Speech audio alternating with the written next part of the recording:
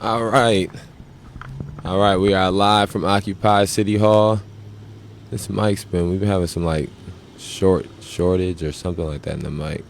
Uh, what's up? What's up? What's up? Okay, there we go. The headphones. Turn the mic down a little bit. All right, there we go. That's better. But it is some type of short in the headphones. That's horrible. All right. We are live from Occupy City Hall in Rockford, Illinois. My name is Leslie Roth. I am a member of the May 30th Alliance. The May 30th Alliance is a direct action organization located in Rockford, Illinois, dedicated to the struggle to end police terrorism, mass incarceration, and racial injustice in Winnebago County. We came outside of the City Hall in Rockford, Illinois on October 3rd, 2020, after on October 2nd, 2020, Tyrus Jones, an unarmed black man, was shot while he was running away. Our occupation continued through the end of November when Officer Dominic McNeese, the Rockford Police Department officer who shot Tyrus Jones while he was running away, was found to be justified in his attempted murder and was sent back to work the streets of Rockford, Illinois. Our occupation continued through January 5th, 2021, when Denzel Duvant, an unarmed black man, was assaulted and beat at the hands of the Rockford Police Department while he was handcuffed. One of the officers involved in that merciless beating was Officer Dominic McNeese, who had just been found to be justified in the attempted murder of a previous black man months prior. There was no investigation into the assault of Denzel Duvant. No officers were reprimanded or even docked a penny. Our occupation continued through April 10th, 2021, when Faustin Guaitigo would be murdered by Winnebago County Sheriff Deputy Joseph Brulard inside of his home. Our occupation will continue through April 11th, 2021, no more than 24 hours later, when Jose Gonzalez Jr. will be shot by the Rockford Police Department as he was running away, 19-year-old. Our occupation will continue through April 25th, 2021, when Raymond Jackson would die in a high-speed pursuit that took place in the streets of Rockford, Illinois, after a police officer chased the suspect, leading to the suspect crashing into the vehicle that Raymond Jackson was operating, killing Raymond Jackson and critically injuring children in the car with Raymond Jackson. And each of these events are macroaggressions of police terrorism. We bring up each one of these events because there may be people who have empathy and understanding for one of these events and not for the others. And so it becomes our job at the point in which they have empathy and understanding. It becomes our job to extrapolate that out and explain how we can't advocate for justice for one of these victims of police terrorism, mass incarceration, and racial injustice without advocating for justice for all of these victims. So I'm here today with Antar, who me and Antar have done quite a few of these. Antar has been part of the May 30th Alliance since the beginning of all the protests and everything that's happened in the struggle to end police terrorism, mass incarceration, and racial injustice in Rockford, Illinois, and in Winnebago County since May 30th of 2020. Antar has been prevalent. So I'll let him introduce himself, and then we can start talking about the events. Yeah, Antar, a member of May 30th, sympathizer, supporter of the May 30th Alliance since probably from the beginning. Watched it, come about, and just like I said, just a member trying to help the organization accomplish its objectives. Okay, and so what we always do here is after we have an event, at the event we film, we go live. After events, we dissect and have dialogues about the events and about some of the things that took place at the events. And so we're going to just have a conversation about the 815 Day event on Sunday that took place. There have been previous lives that have since been removed off the May 30th Alliance page, which is not something that is a regularity, but I believe that there can be no absolutes in anything that you do, and so there's no absolute that nothing can be deleted or a video can be taken down. I was the main person speaking in the video, so there was a video in which there was some type of touching on this subject that was deleted, and I'll start off by saying that I deleted the video because it was a video that was very much reacting to something that was posted on Facebook, not in an effort to be divisive, but in an effort to try to stop a narrative from being put out. And I don't believe that that narrative was being put out maliciously. I do believe that it just was something that I don't believe was a accurate depiction of some of the events. But I also don't believe that the lie that I did was an accurate depiction of the events. So the Facebook post that was made was deleted, and the lie that I made in response was deleted. And so we'll start this live off just by speaking about what the 815 Day event on Sunday was, talking about our plan of action, talking about some of the things that went on. For sure, yeah, please, if it's an actual one in there. Talk about some of the things that went on, and that's it. We're just going to keep it straight to the point, not going to make this a referendum on anything, but I do think that there is some important ideological and tactical conversations that can be had in speaking about this. So, as people who are Rockfordians know, and people who live in Winnebago County, I think will know, for the past couple of years, the city of Rockford has put on an 815 Day event. On August 15th, Rockford has an event in which they try to, it's a capitalistic event. They're trying to make money, and they're using the fact that, August 15th is also the area code of 815 as a catalyst to make that money, and they've had food trucks and different vendors and things of that nature. And I'm not here to knock that specific action happening. I think that that is a conversation for a different moment in time.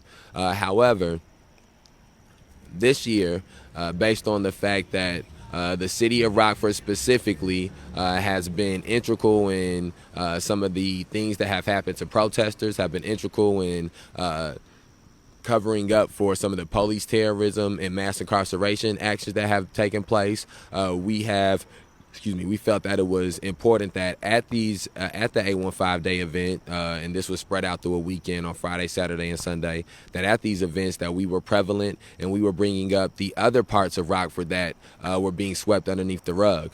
It also happened to be that we are downtown, and they had these events downtown. We have stayed downtown because of the fact that so many events and so many things in this city happen in this area. And so when these things happen, we want to be there at each one of these things. When the 4th of July parade came down, we were at the 4th of July parade. When Memorial Day parade came down, we were at Memorial Day parade. When the Labor Day parade comes, we'll be at the Labor Day parade. When they have Stroll on State, we'll be at Stroll on State.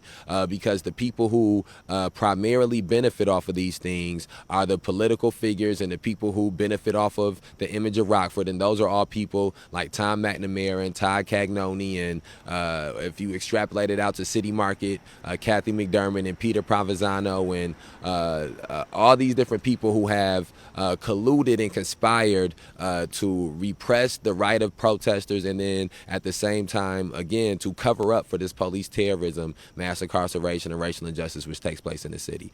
And so that covers why we were at the 815 Day event as an event throughout the weekend. Then let's go to specifically Sunday. The 815 Day event on Sunday took place at the City Market Pavilion. I have a no contact order with the inside of City Market, which I have to be 300 feet away. I was over 300 feet away at the RR Star building doing the live as we did this. I lead by saying I have that no contact order because I believe that lets you know, excuse me, the gravity of the actions that the people who work at City Market and run City Market have engaged in. The people, Kathy McDermott specifically, Peter Provenzano as well, and Todd Cagnoni and Tom McNamara as well. All of these people have been involved in filing false police reports. All of these people have been involved in pushing false allegations and criminal charges against people for doing nothing other than trying to protest against police terrorism, mass incarceration, and racial injustice for the past 13, 14 months in the city. And in the midst of doing those things, specifically City Market weaponized police last year. City Market employees have put their names on paperwork for false charges against people who protested last year. And so there has been a long history and back and forth of City Market trying to struggle against the struggle against police terrorism, mass incarceration, and racial injustice. Every Friday at City Market, people go out and protest. Last year, every Friday, the majority of the Fridays that City Market, people went out and protested. These things are not about the city, they're not about and no longer about and can't be about simply just the City Market event that takes place on Friday. It is more about the people who run City Market and the implications that continuing to patronize these people and allowing these people to stay in these positions has on us as a community. And so I will also, in a second, I'll also let Antar speak on his reasonings for being involved with protesting at City Market and the protest in general. Well, like you said, the main thing is that City Market is symbolic of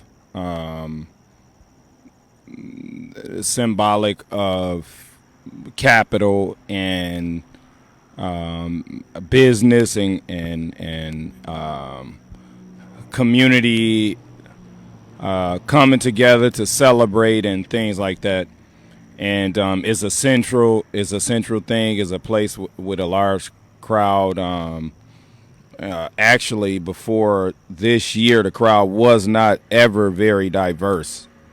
The crowd was never really diverse. You had a sprinkle here or there of minorities, but up until this year, you never saw the type of diversity that you saw. But at any rate, last year we didn't. I don't. From my vantage point, I don't remember seeing the type of diversity last year when we were down there to protest. And so that's one of the reasons, because City Market represents the city of Rockford, its efforts to go forward, and so we're saying that you can't really go forward and have peaceful celebrations until you deal with the issues and problems that are really plaguing Rockford, and really makes anything else hypocritical or anything else counterproductive, And so until we deal with the true real issues of Rockford, we can't pretend like everything is okay and that if we just get together and have a good time, all the problems will disappear. And so we're there to inform people, let them know what the real issues are. And unfortunately, we're the ones that have to actually give the people the real diagnosis of the problem here, because the city leadership misdiagnosed the real problems in Rockford publicly and often. Or a variety of times he said that domestic violence is the cause of the violence. And so we had to come back and tell the people, no, that's not the cause of the violence. And the cause of the biggest problems in Rockford are not even rooted in violence per se, but there's a cause to the violence. And we said that it is primarily racism, and the only form of racism operating in the world today is white supremacy. And we haven't seen that as an agenda item. I would say that a competent leadership, competent city leadership would have came in on day one with the issues of racial discrimination, police terrorism as a key agenda item. We still have not seen that as an agenda item. We've seen some.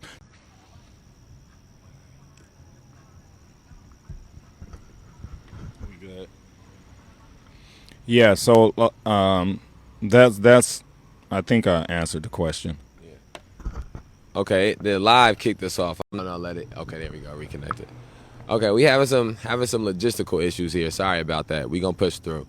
So on the first video that just ended, we sort of spoke on. We introduced the live and we spoke on the 815 day weekend as a whole, and we spoke on our issues with City Market and our issues with the city as a whole. So from this live here, we'll just go ahead and start beginning to speak about the 815 day event specifically.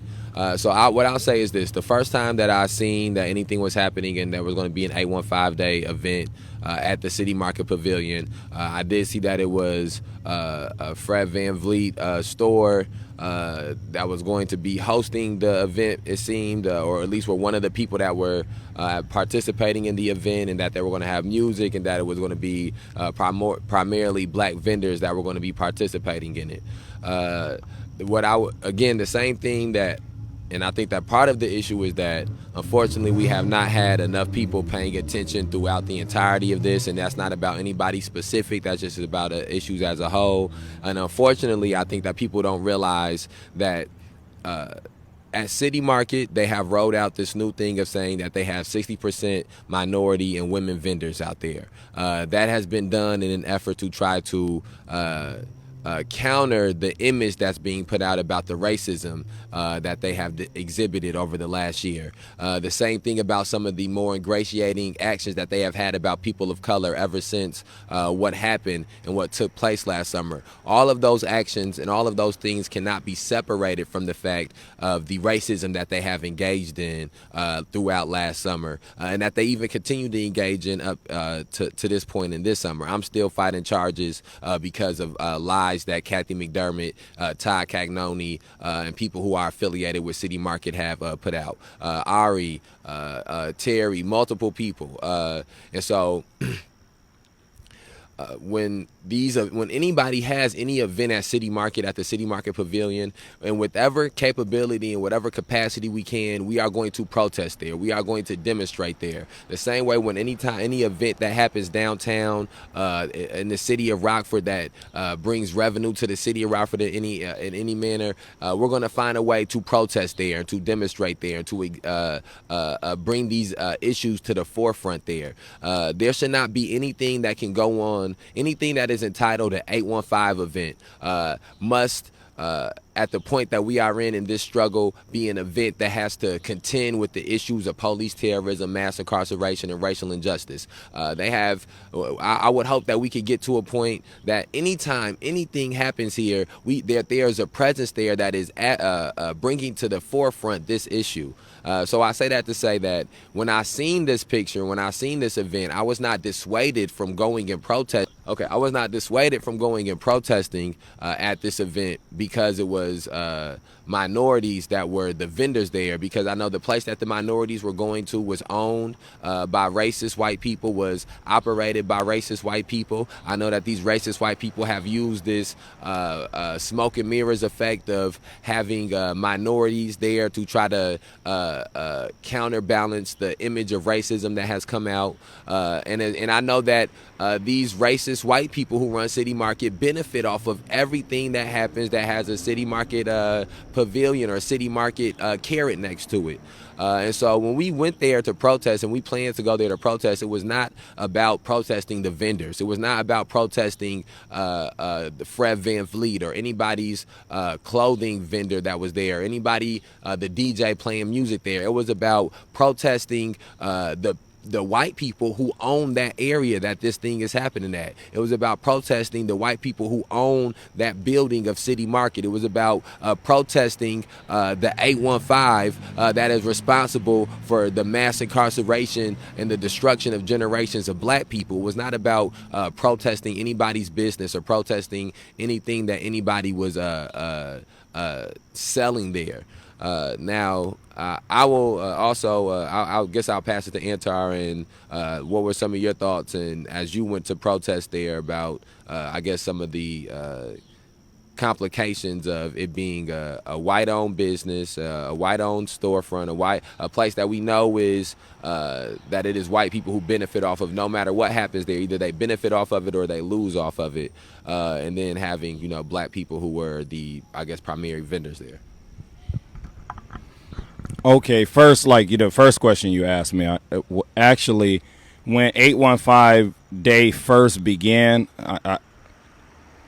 it struck me because the question is who was really whose intellectual property is 815, or like saying 815 as a representation of Rockford.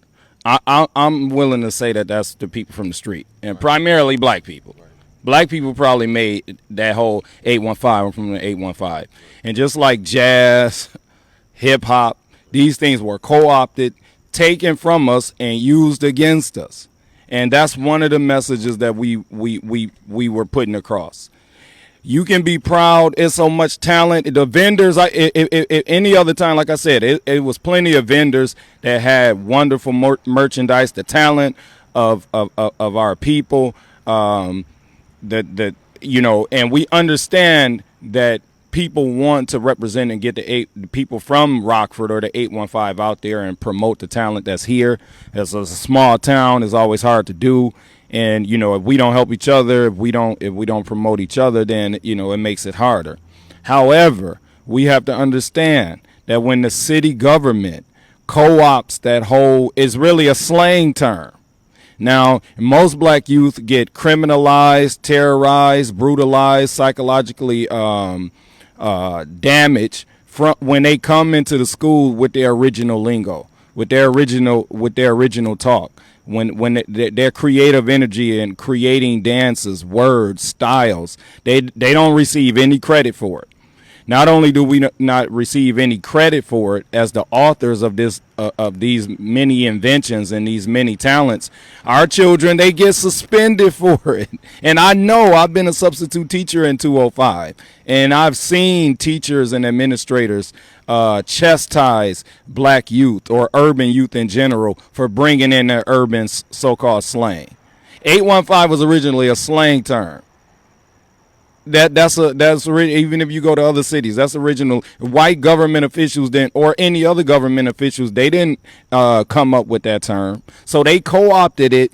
And the ultimate slap in the face, they co-opted something and said, we're going to use that to cover up the fact that we treat them with discrimination, that we refuse to address the root causes of the problems, that we refuse to stop blaming single black mothers for all of the problems in Rockford.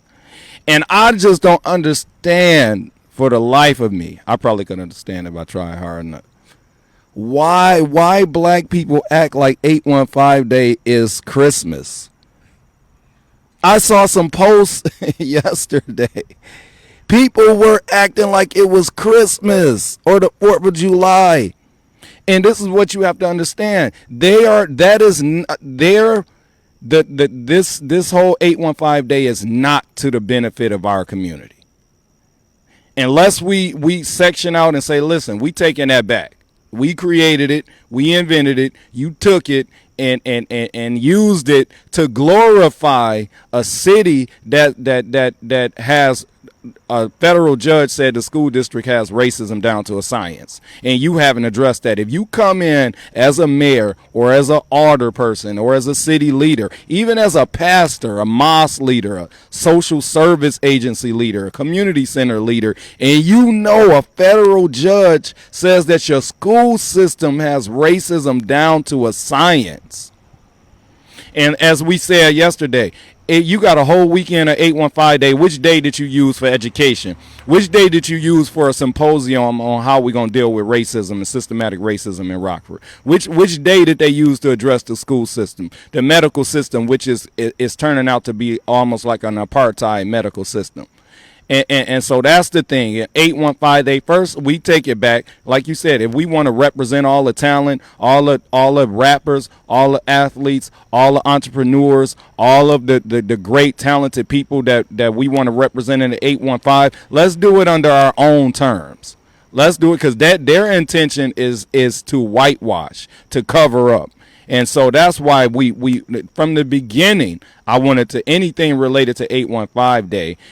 That's why we're grateful to May 30th Alliance for creating this platform, because many people sat back when they first heard it like, oh, what kind of trash is this? How is the city officials going to take something from the urban, really the ghetto? You took something from the ghetto, didn't include the ghetto in anything that's going on in terms of events and planning and what will happen, and you're using it to brutalize the same people that you took the intellectual property from. So it deserves to be boycotted. In fact, we need to, and I think some people even are heading in that direction. Like, okay, we're gonna 815 day. We're gonna use 815 day to deal with the black agenda. And so we went to the 815 Day event with the same instruments that we went through the City Market events and the Food Truck Tuesday event, and that we have at City Hall, which is megaphones, chalk, bodies, camera, tripod, and things of that nature. And so we set up a table, set up a live that we did throughout the entirety of the event over by the R Star, which was in the proximity that I was legally able to be in without being, falsely remanded into custody. And so in the midst of us doing that, we had other members of the other organization who went around and was putting chalk down on the sidewalk and leaving messages against police terrorism, mass incarceration, and racial injustice all over the sidewalk. So that way, as people were coming in to frequent the events at the City Market Pavilion and the events downtown, that they could see these messages about the other events that go on in the city of Rockford, Illinois. Also, we had people with megaphones speaking about the history of the racism in Rockford, Illinois, speaking about the history of the police terrorism in Rockford, Illinois, and just making sure that a full representation of the 815 was being painted for everybody going in and out of the City Market Pavilion, and that a full illustration of City Market was being painted for everybody going in and out of the City Market Pavilion and everybody moving around downtown.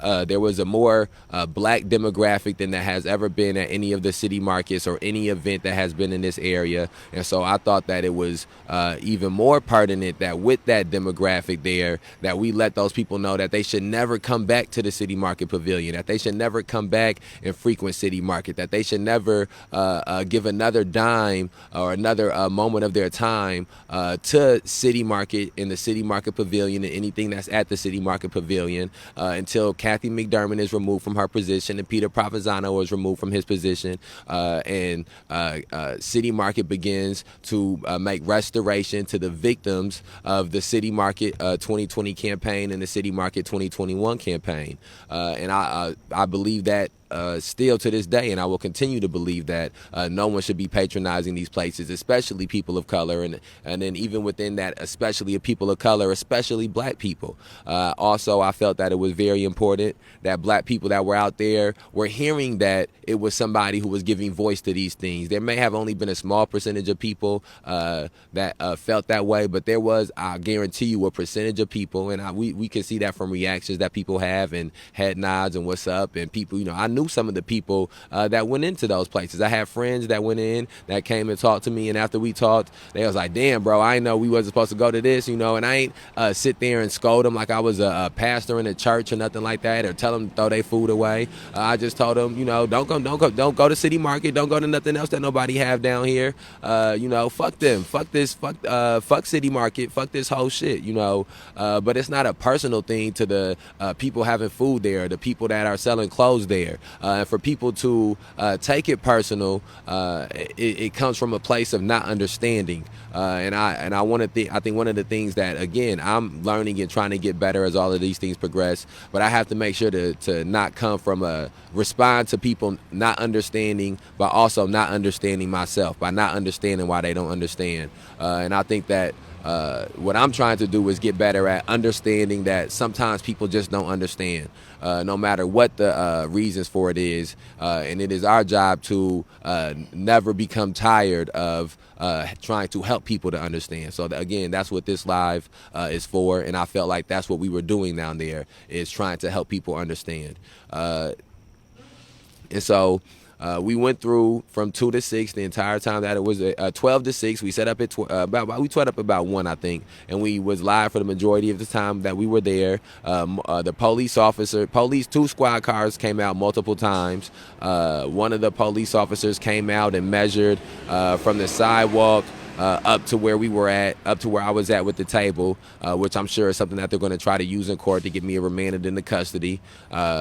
Also, police officers came out and towards the end of the event had a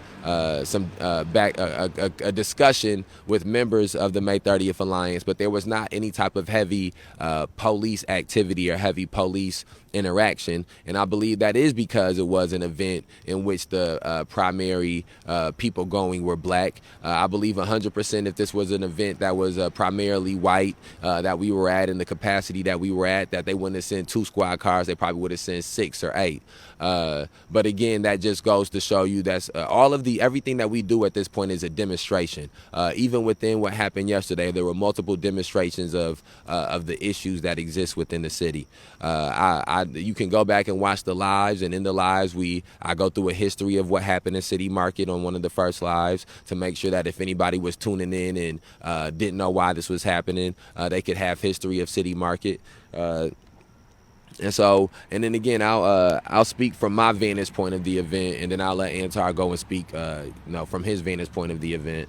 At some point in time, I would think maybe about 4:35ish or so, very close towards the end of the event, the last portion of the event. From where I was at, I could see that there was an interaction that was taking place between somebody who was at the event, who turned out to be Aramis and Antar, and I didn't know what the discussion was about, but because we have been to multiple protests and had multiple demonstrations, I was not surprised. I was not surprised when I found out it was because of us protesting, and I sort of figured it was because we were there protesting. This is something that has happened never with them before, but with different people at different moments in time, where sometimes people don't understand what we're out there for, and so that conversation began. From that point, it began. More people began to come into the area, and again, I'm further back, so I can't hear anything, I can't see anything, but. It was clear that it was a discussion and a back and forth that was taking place, and I guess, and I'm really, the proper definition, proper word, probably like an altercation that was taking place. It was not a physical altercation, but it was clear a verbal altercation was taking place. I went live in the moment in which that was happening, and I was on a megaphone and I was speaking. I seen police officers come up. I would also like to point out that if this same type of interaction or altercation would have been happening between us and people at an event that was all white or primarily white, I do believe that it would have been a much quicker response from police and a much more demonstrative response from police. But again, that's a demonstration of the type of racism that exists in the city and in this police department, even within black police officers. Again, is an institutional issue. The individual does not manipulate the system manipulates the individual. The system of policing in Rockford is racist, and so a single black officer cannot infiltrate that system and overturn the racism. I say that because both the officers who were there were both black. But again, however, there was no arrest made. I didn't hear what it was the officer said. Again, because of where I was at in my vantage point, the officers would leave. Eventually, the altercation would disperse. The people, everybody would come back to their respective corners, and then we would have a conversation amongst ourselves about some of the things that took place. And then from there on, again, the event would end. We would leave, come back here. After we left and came back here and the event was over with, I was a post on Facebook was brought to my attention. Once I seen the post on Facebook, I felt that the post was painting a false narrative. I felt that some of the comments that were in the post was they were all from people who were black.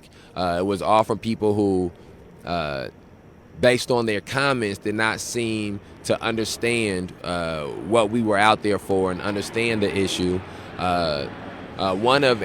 Specifically when I made the live, I responded to the person who made the post, who was Aramis, and then I responded to one of the people in the comments specifically, who was Tamir Bell. And the reason I responded to Tamir specifically, again, these are not. This is not anything personal. This is not a personal attack.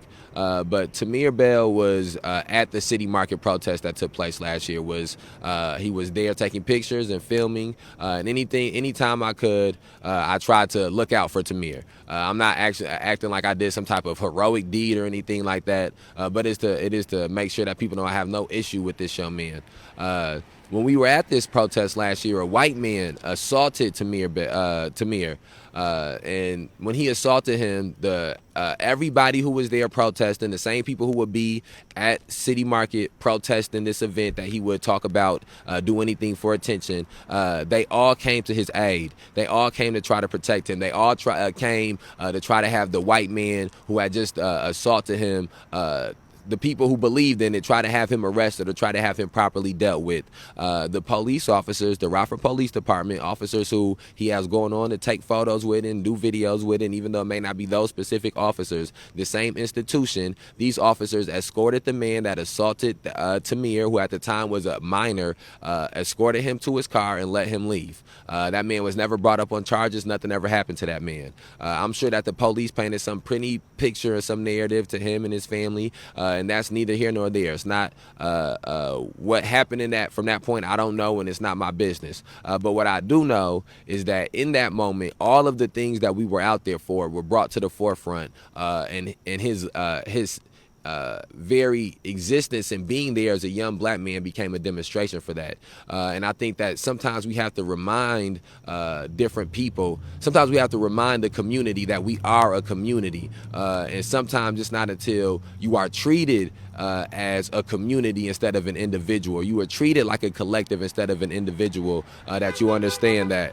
And so I responded to his comments specifically instead of other people, because of that history that has taken place, and because he takes pictures of Tom McNamara, a racist mayor who refuses to say the names of victims of police terrorism. And so for us to be painted in this comment section as attention seekers or people in any type of doing anything for any type of ulterior motive from him specifically, I felt was erroneous.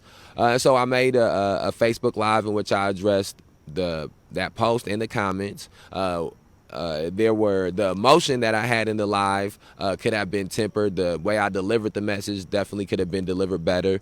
Some of the verbiage I used, I didn't use any ad hominem attacks or make any threats of violence or anything of that nature, but again, the message could have been delivered in a better way, which is why I am delivering it in that way now. Later on in the evening, after the live was put up, Aramis would come down to City Hall.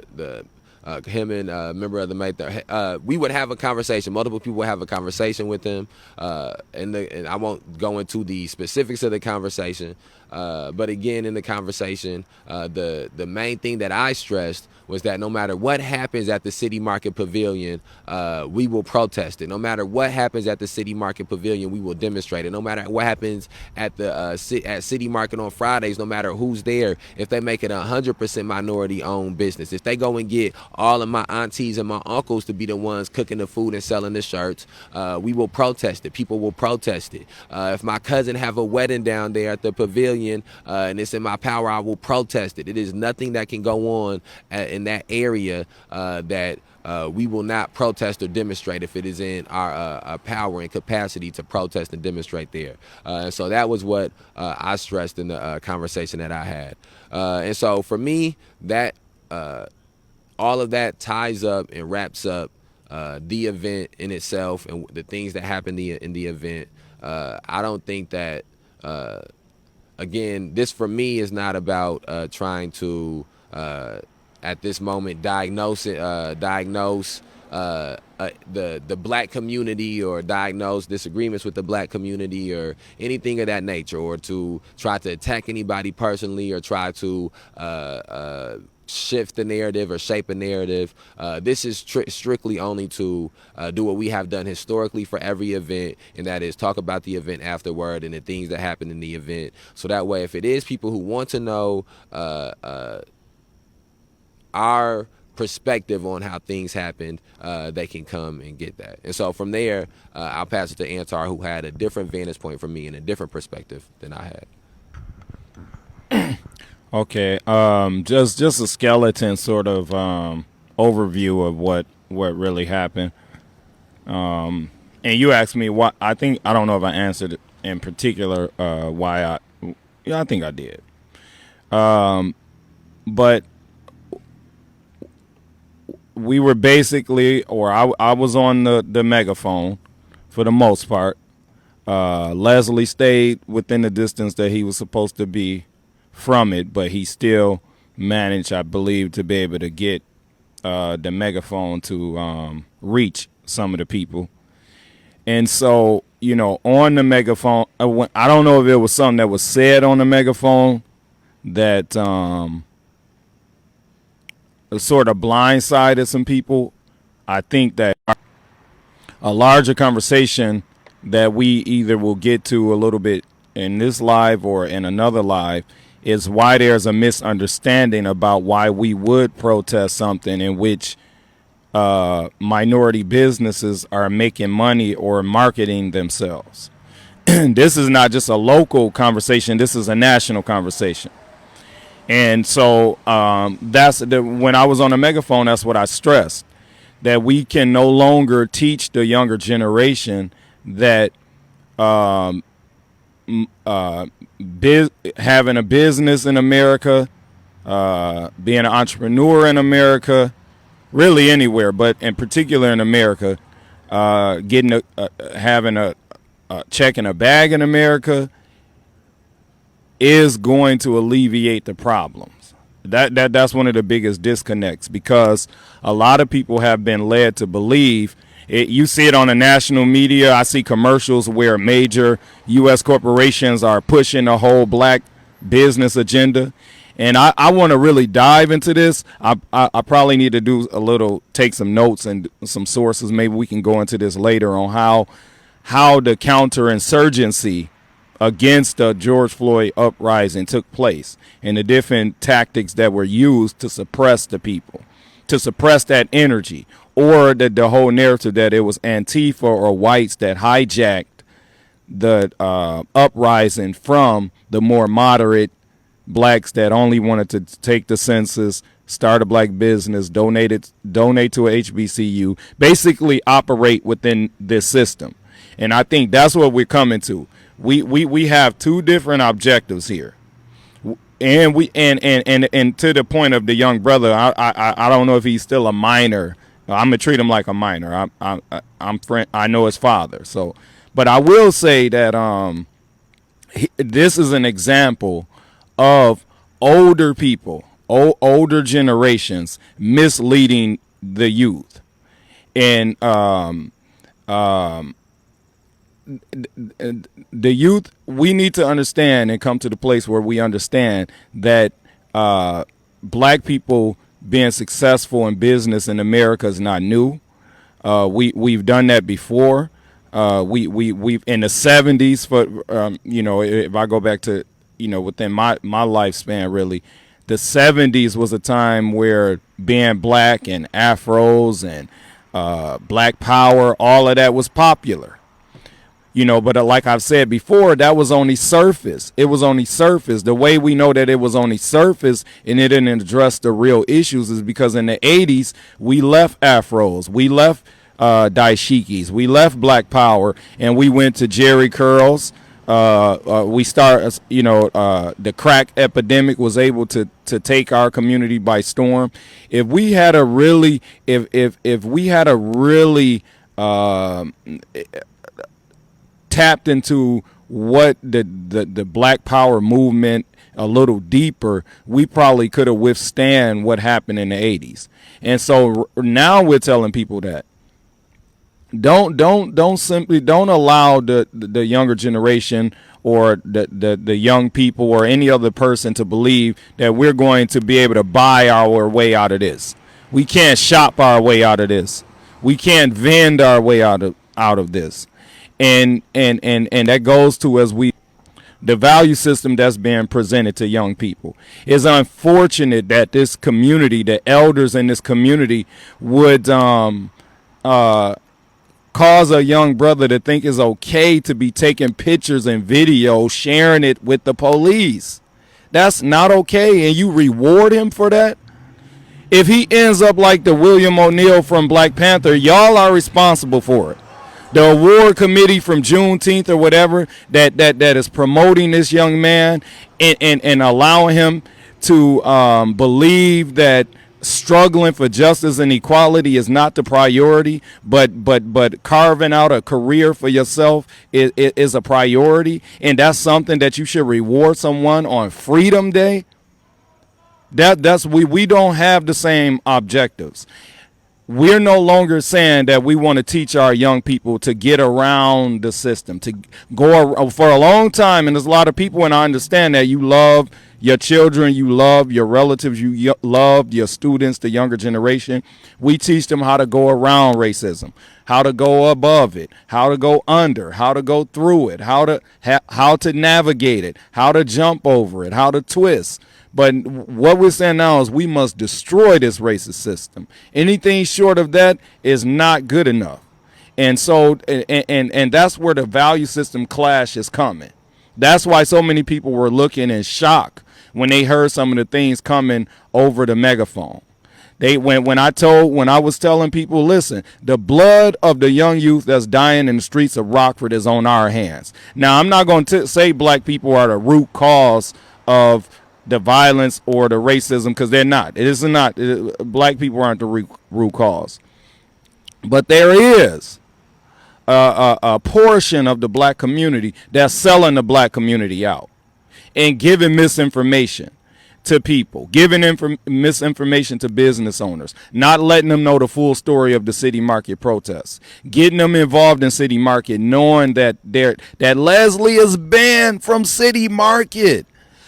Why would black people, the same people that yell out unity, those are things that's just basic unifying points and factors. If you ban a brother that's well known for protesting for black rights in Rockford, he's not the only one. He don't want credit as the only one. He might not even like that I'm saying that. But I'm saying it, whether it's true or not, he's known for that. The community should know who he is, and we know that members of the community do know. We're letting you know just in case you didn't know. Leslie is banned from coming within 300 feet of city market. So how can people that say that they're trying to help the black community, they stand for the black community, they love Malcolm X, and you're willing to have an event in a place where this brother is banned?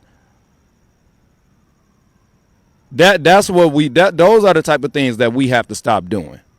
You cannot later say you were for unity and violate us like that. That's a violation of the whole black community when you do that. When you have an event where this Karen got this brother where he can't come and he didn't do nothing to her. That's now, and those that didn't know, because many people, many vendors, they did. I had a sister look at me and she was like, I ain't know nothing about this. And let me tell you something. I pulled out of a market this year. One, because somebody said, how can you boycott city market, but you in another market? Say, well, they not the same, but still, I'm pulling out that market. Whatever I lose from pulling out that market, I'm pulling out that market. Plus, the market had the police shield. They had the police as one of their sponsors. And that's what we're trying to teach the younger people. There's a sacrifice. There's a code of conduct. We have to be willing to put something on the line. We're not going to be able to shuck and jive. We're not going to be able to celebrate and party our way to true unity. And I'll recall what our elder taught us. As long as racism, white supremacy exists, any attempt at peaceful relations between whites, so-called whites, and non-whites will be tacky, trashy, or terroristic. And so that was the message we came to deliver. I think it shocked some people. I also reminded some of our church goers that they were in violation of many of the proverbs, many of the teachings of the wisest teachings in the Bible, and some of that I think shocked people. And as the person said, you're supposed to get the people's attention. That's the purpose of a protest. And the thing, as you said in a live before, Leslie, now we starting to see how the head of the city government is having an influence on other people's thoughts and action. He was the first one to come out public and say that the protesters are clout chasing or trying to get attention. Now you got a kid repeating what he said. You have a kid out here repeating what the mayor said about black protesters. Y'all be safe. We have to do better. And that was my message. We have to do better. These youth didn't learn to kill each other from themselves. We taught them to betray each other. We taught them to drag each other down, to crawl over each other for a job. We taught each other. And so don't get mad at them when they use the tools at their disposal to check a bag like we told them to prioritize. And we're not saying that money is not important, that negotiating and whatever that is with power structures and economic entities that control the city might not have its place or whatever. But what we are saying is that is not the number one priority. Money and business does not trump everything. And I'll give you an example story, then I'll pass the mic. When back right after May 30th, there had to be about a week when the legislative Black Caucus of Illinois came to Rockford to tell the people to stop looting and you know, those type of things. One of the black legislators actually said publicly in his remarks that when the rioting and looting or whatever, the liberating of needed accessories, however you want to term it, was happening in Chicago, he actually sat with a gun in his store waiting for somebody to try to break in. We don't have the same value system. If you willing, first of all, you should have business insurance. You make money as a legislator, you're a business owner, probably got 18 streams of income, probably as a slumlord in Chicago. You are willing to potentially shoot and kill a black youth to preserve the integrity of your business. We don't want the same objectives. And we, as Fred Hampton Jr. said, it's time to draw the real line of demarcation. It's a new line of demarcation. It's hard for me to come to grips with this, but the new line of demarcation, you won't be able to claim black when it's comfortable and profitable. I don't care if you purple, green, blue. We say that all down pressers, all people that will be evicting people when they let the moratorium expire or whatever. All of these people are the people's enemy. Whether you black, white, brown, whatever, if you buy into this exploitative system or the American capitalism, if you buy into exploitation, it don't matter what your color is. You are enemy. You are an enemy. If you prioritize your business over black teenagers that's running around expressing themselves in the middle of chaos, you are an enemy. And that's clear. You're not going to be able to come back later and say, well, what a black unity. Black unity, you the main one going stabbing us in the back later with the mayor, with these businesses around here, with these corporations, with these people that's underselling us, undermining us, taking intellectual property from us, demonizing our youth, claiming that our youth and our single black mothers is the main problem in Rockford. That's what 815 Day does. And tell them, like we said, you negotiate better. Tell them before black people going to parade around with 815 t-shirts on, unless we reclaim it for ourselves and redefine it for ourselves, we should not be promoting a racist city. And I said this might be you let me know if this analogy is too far. But like as I used it yesterday, black South Africans, how would they look walking around with the area code of Johannesburg across their chest talking about South Africa Day in the middle of apartheid? And if you think that Rockford is far away from an apartheid system, you come down and we'll give you some literature that you can look at, and some other information where you can go see and find out that Rockford is actually operating in almost a neo-apartheid system. And so those things I think some people may have thought that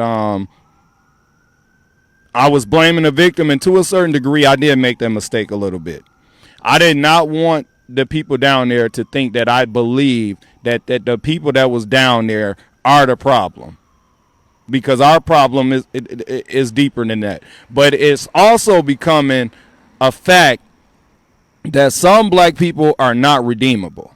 They're never coming on the side of justice and equality. They are stand on the side of getting what they can benefit individually, and that includes their family members. What they can get individually, how they can progress, how they can become real estate investors in Rockford, they're not on our side. They can wear kente cloth. They can go to Juneteenth. They can come down there and max out their whole platinum Visa card with black vendors. You can do all of that. You can't buy a revolution. The same way, what was that? The corruption they had in the Catholic Church. They used to make us study this in school, and I think Martin Luther came and outlawed. You used to be able to buy your way into heaven. You used to be able to buy your way into heaven. So people thought. You can't buy your way to freedom. You cannot buy, and don't teach our young people that. They're going to have to come down here and spend some nights outside. They're going to have to put something on the line. They're going to have to boycott something. They're going to have to divest. You can't free yourself from a racist system. Anybody that's telling our people the way out of this racism is to invest in the racist system, you withhold. We need to come together collectively and withhold our support, our capital, until we get our demands met. Yeah, so I think that the main thing that I want to make sure doesn't happen is that the misunderstanding from some of these things continues and persists. And so I think that was the main reason I felt it was necessary to do this live. And I want to make sure to also reiterate, this is not an attack. This is not attacking anybody. This is not personalizing anything with anybody.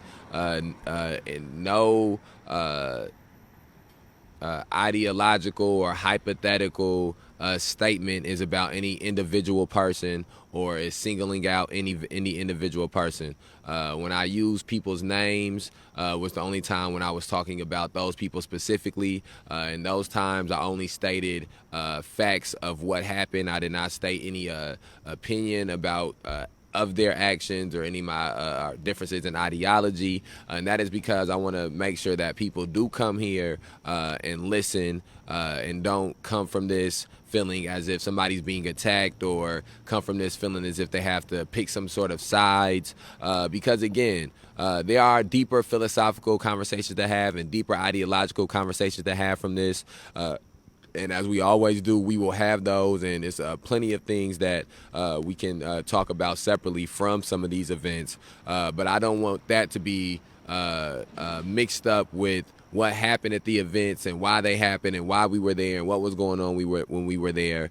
Because I know in this time span and until whatever the next thing is that happens, it will be people who are having conversations about this. And so we were the reason we have built this platform to this level and the reason we will continue to build this platform is because inevitably there will be misunderstandings going forward. Inevitably there will be misconceptions, misinformation going forward. And so we want to be able to say specifically from ourselves on video, live, the reasons that we did certain things, what happened when we did those things, and even have a recollection and look back on those things from a different perspective, and speak about how things maybe could have been done differently, or how maybe things were mistaken, and so.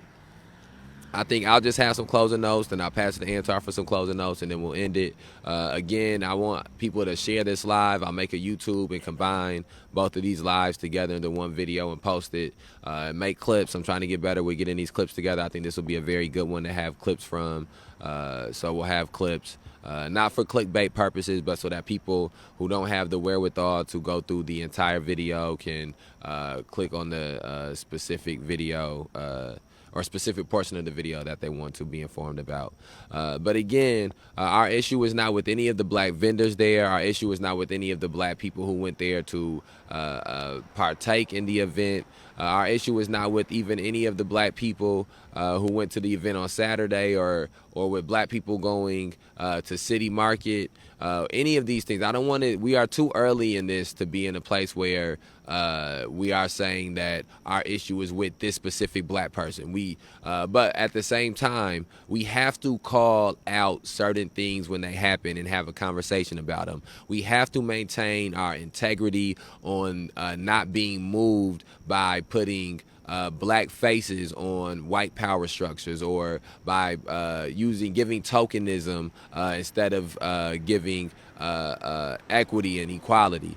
And so that is the reason that it was pertinent that we were there during this weekend. And for the same reason, the people who would try to call us racist or reverse racist, to make sure that people do understand that even though, yes, this is a black issue when it comes to police terrorism, mass incarceration, and racial injustice. It is an issue of color. The color line must be addressed. It is also an issue that transcends color, and I think that is something that may be one of the most complicated things for people to understand right now in America, is how this issue can be so entrenched in color.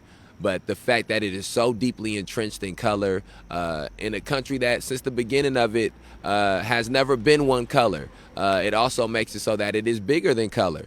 When slavery went on, even though slavery was deeply entrenched in color, it was also an issue that was bigger than color. When segregation went on, when all of these issues go on, because it involves the humanity of a society, because it has implications worldwide. America is a world power, an empire. It transcends that. And by saying that it transcends it, it means that you cannot simply have a black person be a City Market, and then that makes it so that we don't talk about the issue of City Market. It makes it that you cannot simply make a black person a police chief, and we stop talking about the issues of the police department. It makes it so that you cannot simply give black alder people in the seats, and that changes the issues of the city of Rockford, Illinois. And so I think that is the main thing that I want to get to people. And I think the best way to sum this up is an analogy that has been used multiple times, that I've said multiple times before, and that I got from H. Rap Brown, and that is that individual does not manipulate the system manipulates the individual. If all the black police officers, if all the white police officers were to retire and black police officers were to take their seat, all the police districts would still be in predominantly black neighborhoods. It would still be based on policy. They would still be predominantly pulling over black people. They would still be treating black suspects differently than they treat white suspects, because they would have because there's an institution that says that is what they are supposed to do. It's the same thing about all the politicians in America and all the people who hold seats. If all of those people were retired that were white, and black people took the seats, as long as we do not, like Antar said,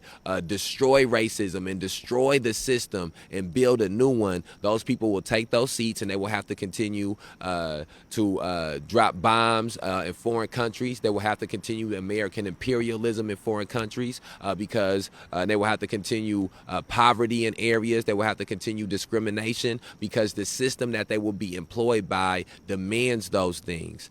So we have to begin to destroy the system, and we have to begin to retake back, like Antar said, certain things. If we are going to celebrate 815 Day, we have to do it on our own accord, on our own terms. Juneteenth has to be on our own accord and on our own terms. And that is why we are out here without any permit. That is why we go to City Market without any permit. That is why we have struggled in the manner that we have struggled on our own terms. And again, I think that one of the last things I want to say before I pass it to Antar is that I think that one of the things that has begun to happen is that because of how many people have come out individually or even organizationally, because I think an organization is different than an institution. We can't. And again, this is just my opinion right now. I don't believe that it is advantageous for us to try to fight every racist organization because we don't have the power built to fight every racist organization. I don't believe that it is advantageous for us to try to fight every racist individual because we don't have the power built up to fight every racist individual. But I believe that we have a monster here in the city of Rockford government and that institution, and I believe that we need to take all of our efforts to fight that. I believe we have a monster here in the police department, and we need all of our efforts to fight that. We have a monster here in the county, the Winnebago County. We need our efforts to fight that. We have a monster here that we have tried to start to slowly address, but we haven't even been able to fully and adequately address on our platform, and that is with the Rockford public school system that has to be dealt with. And then even once we were to get to a proper position to deal with all of those things, we would then be dealing with these state issues. And so I say that to say that City Market is not like some store up the street. It's not like Walmart or Target, or even if it was a personal store. We had Minglewood, a woman from Minglewood came in, threw some water on some chalk. Those things are very different than City Market. The heart of this city is tied to City Market. The plans that this city has for the gentrification of this area and for the future of this city is deeply tied and intertwined into City Market and what City Market represents and the type of things and the type of attractions they can get to City Market. And so that is something that is a point of it's a point of weakness that we have to, and weakness isn't the right word, but right now I use that. It's a point of weakness that we have identified, and we have to keep our handprint and our fingerprint on that point. We cannot release from that point. The same way we can't release from City Hall, we have to, and from being downtown, we have to continue to press the issue on that because we have seen the way that they react. Okay. Because we have seen the way that they react when it comes to City Market. And so so those are the last closing things that I wanted to say, and then I'll pass it to Antar for his closing remarks. Well, I have a question for people that watch it later on YouTube that's watching it now. If you were to find out without a shadow of a doubt that when you have a business license, you pay business taxes. What if somebody came to you with proof and showed you that the taxes that you paying from your black business, you could be selling dashikis, you could have sold me this hat. They told you that money goes to mass incarcerate black people and other poor and innocent people. Would you turn in your business license and no longer do business in the state of Illinois, the city of Rockford, or even America? You know, you could maybe get an international business license if you that much. You know, would you no longer want, or would you no longer operate in business in a city if you knew that the money was being used to mass incarcerate black people? And we have to look into those things. And a lot of people, like I said, a lot of people at the event, they were blindsided with some of the rhetoric that was coming. They were blindsided because they're being taught. They're being taught in some of these black non-for-profits and organizations. Some of these black business leaders in Rockford are teaching our young people. This is what black liberation looks like. This is what progress means. You know, this is the greatest aspiration that you have. Your career, your business goals. So then when they hear from what they may perceive as Black Lives Matter protesters, and some people have tried to mash that all together. You know, the NBA and these people have tried to make it seem like Black Lives Matter equals donate to a HBCU and support a black business. That's it. That's all you have to do. The only way that racism has really affected black people is economically. You know, and so that we have to deal with. That's why some of the people were shocked. Some of the young people were shocked, especially some of the vendors. And from what I understand, some of the vendors may have, wanted to know, like, what's going on out there, because there has been a concerted effort to keep this information, keep May 30th Alliance, the goals and objectives, and this protest that has gone over 300 days, one of the longest protests in America right now, on record, here in Rockford. That's 815. That's what you should have been celebrating on 815 Day. Everybody should have been down here trying to make sure that the truth about these memorials went international, made it on CNN. Let's do that next 815 Day. Let's make sure that all of the issues that black people have, because they got 815 from us. The whole slang 815 come from us. Y'all owe us intellectual property for that term. The city, y'all stole that.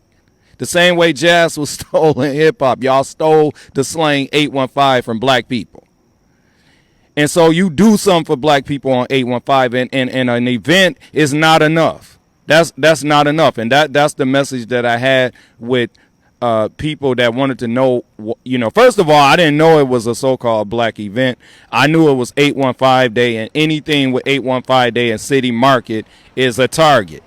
The other thing, the last thing I would say before I close, is our great elder Neely Fuller Jr. said that we must study our history for the sole purpose of correcting mistakes that we made in the past. We have to go back and look. Why was Black Wall Street destroyed? Why didn't Black Wall Street save black people? Why didn't Black Wall Street free us? And I'm not saying it wasn't great. And do remember, the people that were operating in that business district, they did not call it Black Wall Street. But why weren't we able to maintain it? They came and burned it down. I think they destroyed it within an hour. And so you're telling young people a lie when you tell them that the creation of something similar to Black Wall Street is more progressive than a protest. That historically, that's not true. No black business district, no nation of people, no group of people were ever freed from subjugation and oppression by starting a business within the entity that's oppressing you. That's like somebody holding you hostage, raping you, brutalizing you, and they let you set up a Kool-Aid stand in the living room. And that might be a bad analogy, but I'm trying to make a point that we have to start looking at this more critically. That whole narrative of black business, and many of the so-called black businesses aren't black businesses, and some of them aren't doing any good for black people. We don't need no black gun shop. Well, maybe we do. We don't need no black meth lab. We don't need no black strip club. We don't need no black KKK shop. We don't need, just because it's a business does not mean that it should trump everything. We need to go back and what we need to be doing with our young people, the people that are convincing people that starting a business or being an entrepreneur is the salvation to the problems of racism in Rockford or America. We need to go back and study our history, and we will find that we've done that before. Not to say that we don't need to make that a part of something that we need to do. That's something that need to be prioritized, but it's not the number one priority. And one more thing from history to make the point that I'm making before we close. During the time of segregation, and some people have promoted this false narrative that during segregation we were better off because we had black businesses. During that same time period, there was a survey done of black children. It's called the Dow test. They took a black Dow and a white Dow, and they surveyed black children and asked them, which one do you think is evil? Which one you think is pretty? Which one you think is bad? Which one do you think? Over 70, close to 70% of those black youth failed that test when you had black businesses. The psychological damage that was being done to them by this system of white supremacy trumped your black business district. if we go back and study history, like Neely Fuller Jr. said, to correct the mistakes. We want to correct the mistakes. We don't want to repeat them. And so that's part of the reason I think why the tension was there, because a lot of people are being misled to believe that the main thing that they should take away from the George Floyd uprising is black businesses. You see it in commercials, you see it on Instagram, you see it everywhere, and that is simply not true. And we've said that from the beginning, and that confrontation will happen more until enough young people realize the value system is bigger than money. Yeah, I think that's the perfect way to end it. We'll end this the way that we end all the lives. We'll say rest in power to Logan Bell, rest in power to Kerry Blake, rest in power to Geno Washington, rest in power to Demetrius Bennett, rest in power to Jovan Fresco, rest in power to Mark Barmore, rest in power to Philip Johnson, rest in power to Jasper Banks, rest in power to Suzette Babler, rest in power to Mikey Guzman, rest in power to Little Mike Sago, rest in power to Joseph McCormick, rest in power to Eddie Patterson, rest in power to Faustin Guaitigo, rest in power to Shannon Graves. We outside.